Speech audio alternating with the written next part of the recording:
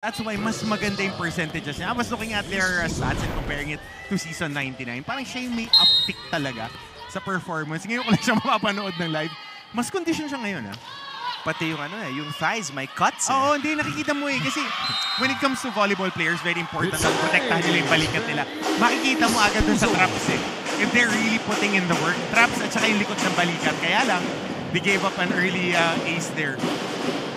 First point goes. One of the deadliest servers in the NCAA, Mingming Puzon.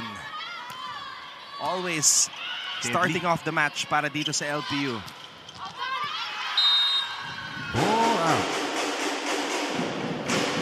Pero extended yung minutes dito ni Persis. And a little backstory. Meron din with Roxy transferring to LPU, Roxy de la Cruz. And leaving a big hole on that attacker position dito sa Mapua. Nabigyan ng opportunity itong mga iba nilang players. And I think that was the mindset of Garcia, knowing na mas lalawak na yung kanyang responsibilidad with the departure of De La Cruz. Of course, given an opportunity there, ito was time yung hit. Miscommunication on the net with Kulong. Now, it's just unfortunate for Mapua that they are currently in a free fall dito sa pagsisimula ng second round after finishing the first round at 7-2. Dalawang sunod to, no? Natalo. Kaya sila ng perpetual. Tsaka 5 sets parehas. So, mabibigat.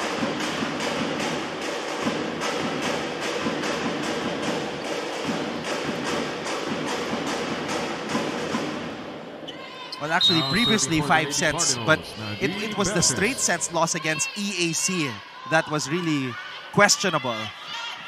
So, Mapua trying to find themselves dito sa second round. Yung LPU naman, dalawang panalo na madikit. Garcia! Telling you.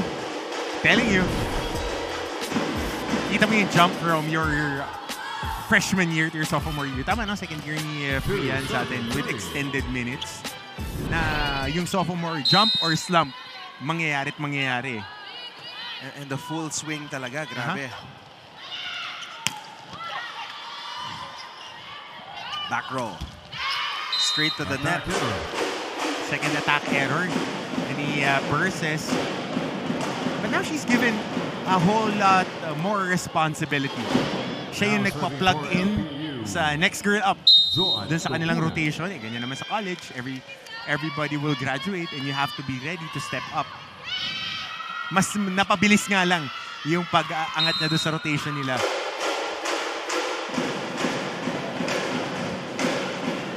Five to 2 ang ating talaan. Joan Duguna. Played sparingly in their previous match after 20 plus points.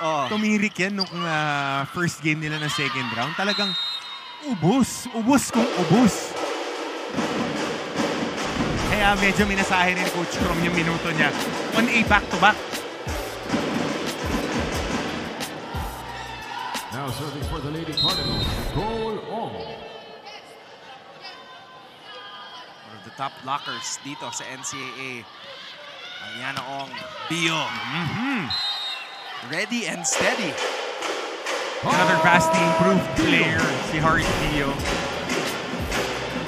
And maganda na nga nung combination niya ni Jaja Tulong nung start ng second round. But of course, injuries happen and hopefully Jaja could get back in the pink of health right away. Kasi you won't be forcing it. But she is a big part of this attack. Hindi pa nga siya nakaka-breakout game throughout the season. And an ace here. Yeah, we will get some insight on the condition of Jaja Tulang later on with Kayla's report, and you also were able to speak to some of your players, and she was able to give you a little update. serving 3. 7-3.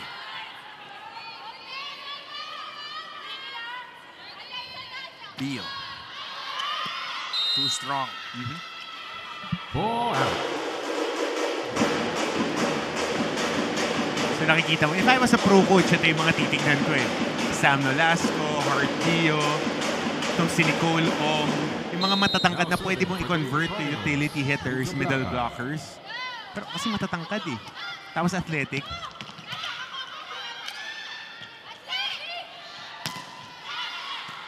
Chinyas. Garcia. Good pickup by Doguna. Free ball. Puzon already calling out the play, kaya lang hindi maganda yung delivery. This has been the challenge, to say the least, para dito sa LPU.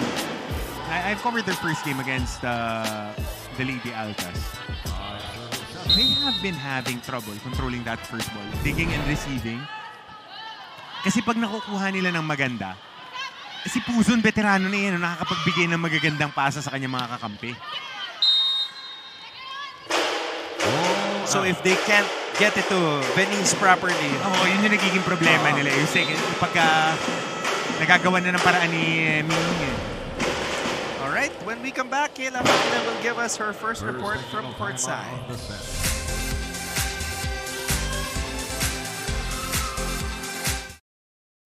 Kilalang-kilala ngayon si Carlos Yulo sa kanyang double gold sa Paris. Pero alam nyo ba na mayroon nang naunang Carlos na naglaro sa Olympics na tubong NCAA? Siya'y walang iba kundi si Carlos Caloy Loizaga na nagpa-champion sa San Beda Red Lions ng 3 beses noong 1950s. Lumahok si Loizaga ng 2 beses sa Olympics, pati na rin sa Asian Games, FIBA Asia at FIBA World Championships kung saan nagkamit siya ng maraming gintong medalya. Sa taong 20. So you are tuning in to the NCAA Season 100 Women's Volleyball Tournament for the matchup between the LPU Lady Pirates and the Mapua Lady Cardinals. Nothing comes easy this season as both of our squads have had to face 5 setters in their previous games. LPU Lady Pirates team captain Venice Puzon admits na para sa kanyang kupunan, tiwala at gigil para sa bawat puntos ang susi para umabot sila sa endgame.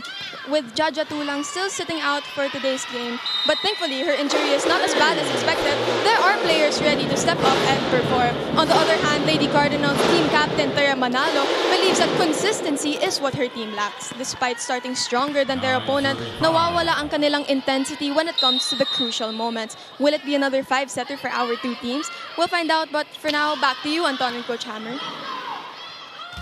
Thank you very much, Kayla. So that's encouraging news. Of course. And that's when your off-season work is elevating your game. If hindi ka naglalagay ng puhunan in your off-season conditioning, yung mga ganong hits, mga ganong fall, dun ka na-injury eh. So, ganyan naman talaga eh. You have to lift your weight, you have to get stronger, you have to be more explosive in the off-season. Para sa yung mga instances na pwede kang ma-injured, mawibidstand ng katawan mo. And going back to what Kayla was saying about Mapua, yung consistency, which is what have been bugging all these teams na nasa loud jam dyan. So number 3 to our number 7 position, consistency. Parang Jekyll and Hyde eh. Paiba-iba. Hindi na pala, parang Bruce Banner tsaka Incredible Hulk. Parang sa mas bagets natin ng mga viewers, di ba? Kasi yung Jekyll and Hyde, parang panahon pa natin yun. Baka hindi na sila nagbabasa ng mga libro eh.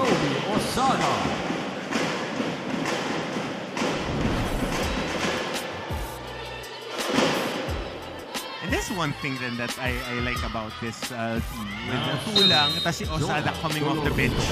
Very athletic middle. Not the tallest, but really one of our quickest jumpers here in the NCAA. Pag nabigyan siya ng maganda dyan sa gitna, talagang papaluan at papaluan niya eh. I'm very impressed at how Puzon is calling the play as soon as the ball hits the receiver or the digger. Brad, pang ilang taon na to? Pang 5 taon na niya. 2 beses nag-best setter. Dalawa, no? Since 97 that we covered her. Last year, it was the MVP, Cloan Mondoñedo who was the best setter. But 3 out of the past 4 years, she's the best setter of the league. And the biggest part of it is intaktong team niya. Alam niya yung laruan itong mga attackers na and she knows where to place that volleyball.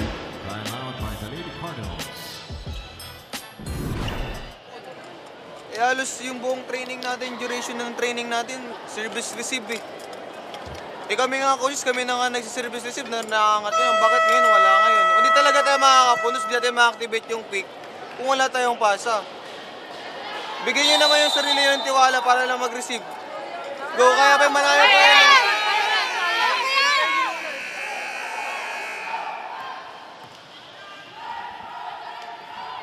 Pray, play, and fray. Simple lang ang buhay. Para dito, kay Freyan Garcia. Correct. Enjoy lang. Diba? And 21 points, 20 coming off attack. Tingnan mo kahit sa picture, patak siya ngayon compared to last season. And I appreciate athletes who put in time, who really put in time. Especially the ones who would be expecting to lift the heavy loads for their squads. Pwede naman pala. Pwede naman pala. Manalo. Puzon tossing it up. Blockers were there, defending Doguna. Yun naman, Mapua. Ang makakapag-setup, Aliana Ong puts it away. Specialty of the house since her freshman year. Yan ang ginagawa niya. Second best middle blocker natin. Si Aliana Nicolo dyan sa gitna. And going back, first ball, control the first ball, get your attackers right away, rinse and repeat, paulit-ulit lang yan. Kaya very important how you defend that serve, those attacks para ma-pop up right away. So despite that poor first ball, LPU was able to make up for it. And again, Puzon with the perfect delivery. Tsaka ito yung time for all these teams kasi wide open to season 100. First time in a very long time. Kasi after the Arellano Dynasty, it was the Benilde Lady Blazers. Ngayon, wide open. Wala kang tulak kabigin eh. Cross court. Puzon to the middle. Good kill block. Inabangan. Aliana Ong. Just roofing that quick attack on the middle, timing it perfectly. And right there, flick of the fingers, point for Mapua. You know, most of the spikers that I've spoken to and asked who's the hardest blocker to get through, they always mention Ong. Tangkad eh. Tapos athletic, saka maganda yung timing niya. Pakumpako. Raisa Rica Blanca. Big first attack dito ni Rica Blanca on her strong side, which is that right side of the floor. Kasi ang approach ng mga kaliwete, mas komportable sila na right-left. Right-left pop.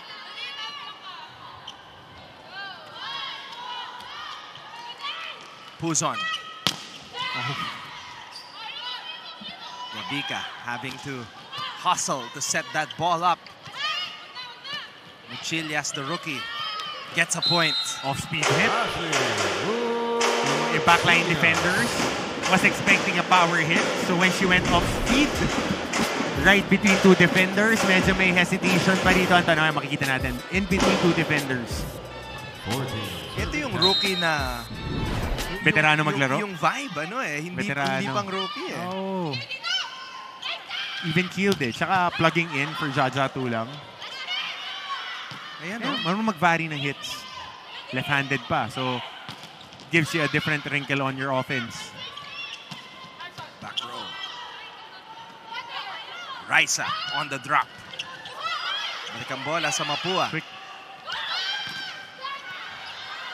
Now, where will Mingming go? Solid defense at the top of that net. Back set. Rica Blanca, nope. No check. Gusto niya padaanin dun sa braso ng defenders. But long rally there. Good defense on both squads.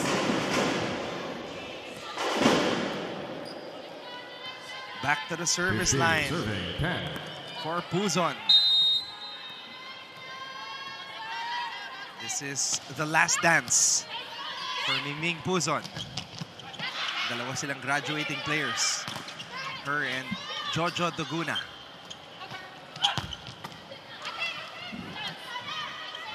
Dolorito, back row hit.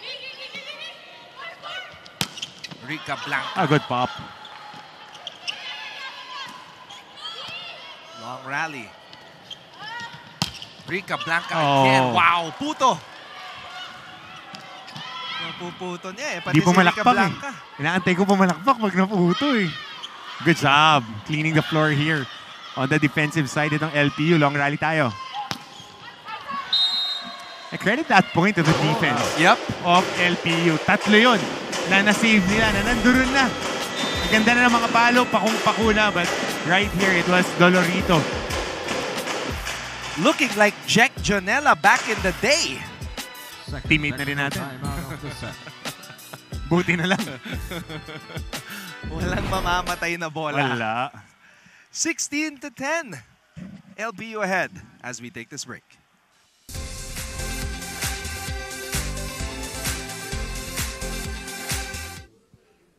Ang unang pumapasok sa isipan pag NCAA ang napag-uusapan ay basketball. Pero kahit sa ibang larangan ng palakasan, lalaban pa rin ang NCAA. Tignan nyo ang tubong Mapua na si chess grandmaster Eugene Torre na isa ng Hall of Famer. Ang taga-College of St. Benilde na season 92 men's volleyball champion at MVP na si John Vic de Guzman na nakapagkamit ng silver medal sa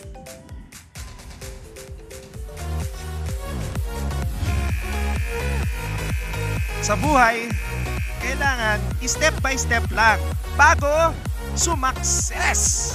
Serving on deck. Buzon. Tama ko, Chammer, di ba? Tama. Oo naman, di ba? Proseso yan. Magugulat ka na lang, nandudong ka na. Malayo na, pero malayo na. Yan. Kita mo? Yes, success yo. Right on cue. Right on cue. Proseso yan, di mo kailangan madaliin. Substitution for Mapua. Number 10, Manana. Tsaka for focus number na, 7. di ba? Huwag mainip. Huwag ikumpara ang sarili sa iba. Of course. Serving 10. Huwag galaw lang sa sarili mong pace. Yan. Alam mo naman saan tayo mapupunta lahat at the end of the day. Enjoyin mo lang yung bawat rep. Yan. Oh! Good block. Single block by Heart Pio. Two of our more dynamic middle blockers na underrated yung athleticism is Ong and Pio. Si Pio ang laki rin na in-improve from her freshman year. Tama, no? Freshman siya last season. First year niya playing in the NC, if I'm not mistaken. So malaki yung jump ng laro niya. Dahil mas marami rin siyang minutes ngayon. Marami rin siyang reps. So yeah, you're right. Garcia and Bio are playing in their second year.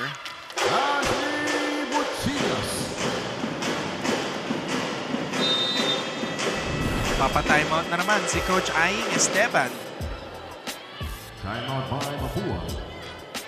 naman tayo naging sayang kasi kahapon, napakasimple lang yung gagawin. Isipin nyo lang, kung hindi kahit dalhin lang doon sa gitna, tsaka tayo gumawa ng play, huwag nyo naman dalhin doon sa likod kasi hindi na talaga mau-offense na yun. Diba? Malakas pala mag-serve, ano gagawin? Di mas tibayan nyo yung ano. Hindi yung paayaw kayo doon sa serve. Dapat mas matibay, mas malakas pala eh. Idalhin nyo lang, bipas lang, tapos atake lang.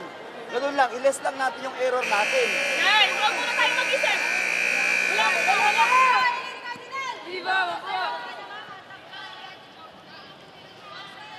Yan, nagsalita na si Coach Aing. Ayun yung mga pinakaayaw ng coaches eh. Yung, Score is 19. you already laid out the game plan. Kasi lagi lahat ng game plan maganda eh. Yung execution, doon nagkakatalo eh. So, sinasabi nga ni Coach Aying, malakas pala pumalo. Mas tibayan niyo yung pag-receive ninyo. Service goes out.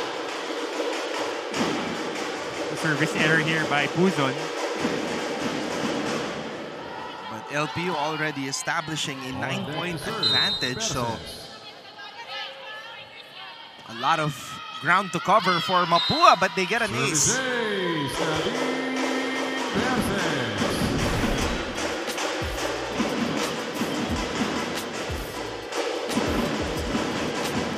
That was pretty tight. Lucky Now break serving there. 19. So by the way, just a little update on the men's division. Kasi si Coach Aing Esteban din yung head coach dun eh. Mapua lost their last match against Arellano. Their first loss after going 10-0. Barangay Berdal, Brad eh. Kasi sabi ko sa'yo eh. Di ka updated, Brad. Nanood ako eh. Matchup of the century na naman eh. 18 points. Oh, best player of the game. Na tinitingnan ko, i-highlight sa live stream natin kung nanood yung mga kapitbahay niya eh. Kahit 28 points si Barbie. Barbie ba number 1 sa MVP natin ngayon? No? Mukhang malayo ang stats niya eh. Ang layo ng stats niya. And then number 2 pa si RJ Ramos. And Anjo, of course, former King Cardinal, said na wala siyang naalalang mas maganda pang season ng Mapua as compared to this one right now. Golden opportunity. So Mapua on a 4-0 run.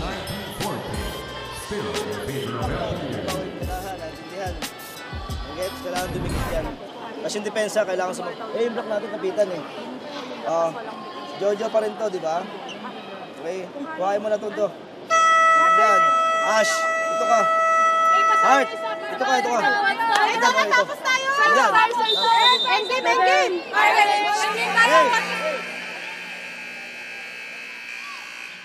So much needed timeout para kay Coach Cromwell kasi nga 4 straight points para dito sa Mapua Lady Cardinals. Letran Lady Knights still here watching this match because on Friday, LPU ang kanilang mga kalaban. And LPU is a team on the rise at this point. Oh, yun lang.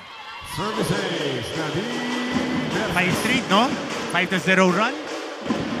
And much needed after that timeout ni Coach Aying.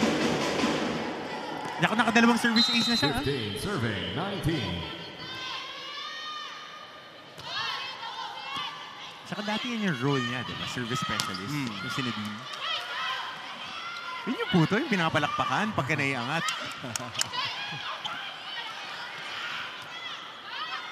Back row. Back set.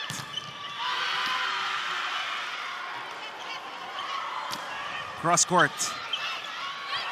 Wow, what a pickup by Manarang. Yun lang, sumobra.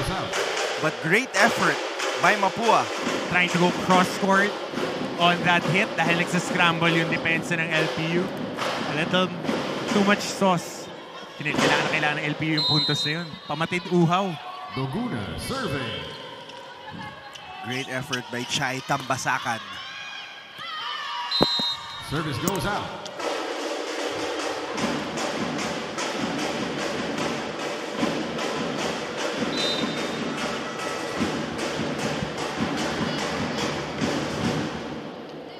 Substitution for Mapua. Cheska Esteban is now in. Number 11 out. Serving now for the Lady Cardinals, Francesca Esteban. So another one of those father-daughter tandems here sa NCAA Volleyball. Ooh. Alam mo yun yung pinakamahirap na relationship, yung coaching your kids.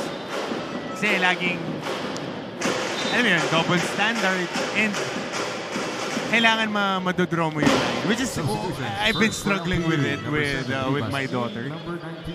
Na pagka kino-coachan mo, tapos kailan ka ba yung dad, kailan ka ba yung coach. And hanga ako sa mga dads na kayang coachan yung mga anak nila. It's hard, very hard. Pero kagandahan lang din if you're a coach's kid. Alam mo na yung expectation sa'yo. Nakikita mo na eh. And it's the livelihood of your dad na mas naiintindihan may finer points. Pero may block touch dito of that attack. Point for the Lady Pirates.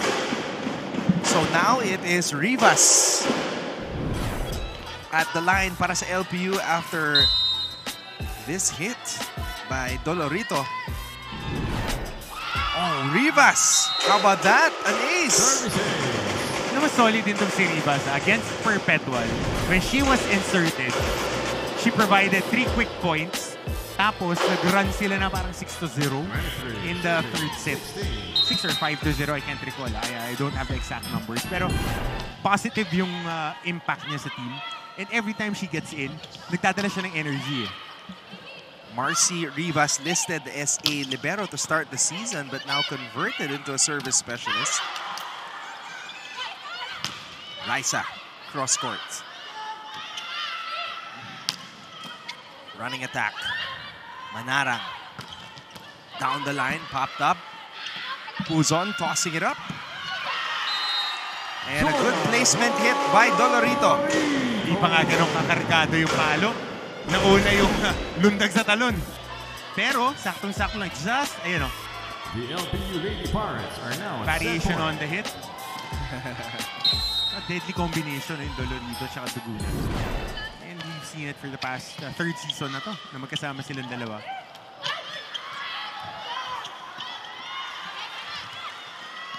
Happy si Jonah na saktong lakas lang yung ginamit niya doon. Kasi panay kargado eh. And another one for Jonah Dolorito, back-to-back points. And because of that, the LPU Lady Pirates take the opening set against the Mapua University Lady Cardinals, who continue to struggle here in the second round. Puzon with a huge pickup, and then Dolorito with the placement hit. Sakto lang. Saks lang. 25-16 in favor of LPU in set number 1. We'll be back for set number 2.